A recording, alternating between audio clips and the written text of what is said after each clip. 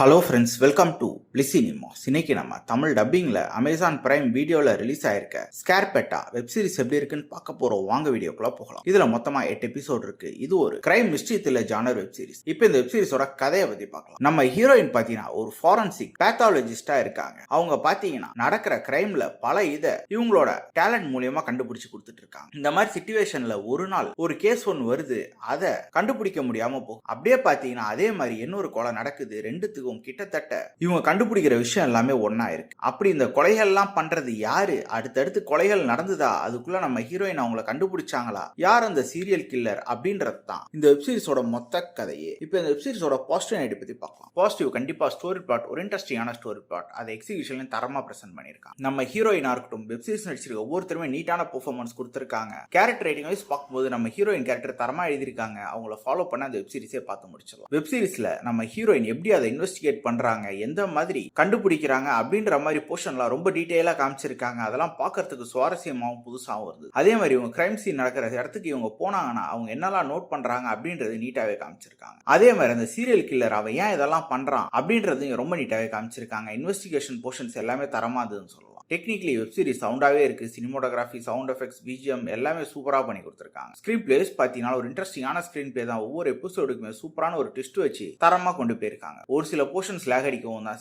மொத்தத்துல பாத்தீங்கன்னா இது ஒரு நல்ல வெப் சீரிஸ் தான். ட்ரை பண்ணி பாருங்க. இந்த வெப் சீரிஸ்க்கு நம்மளோட ரேட்டிங் எடினா 10க்கு 7 மார்க் கொடுக்கலாம். வெப் சீரிஸ்ல அடல் கண்டென்ட் இருக்கு, சோ ஃபேமிலியோட ட்ரை பண்ணாதீங்க. இன்னொரு வீடியோல சந்திக்கலாம். தேங்க்யூ.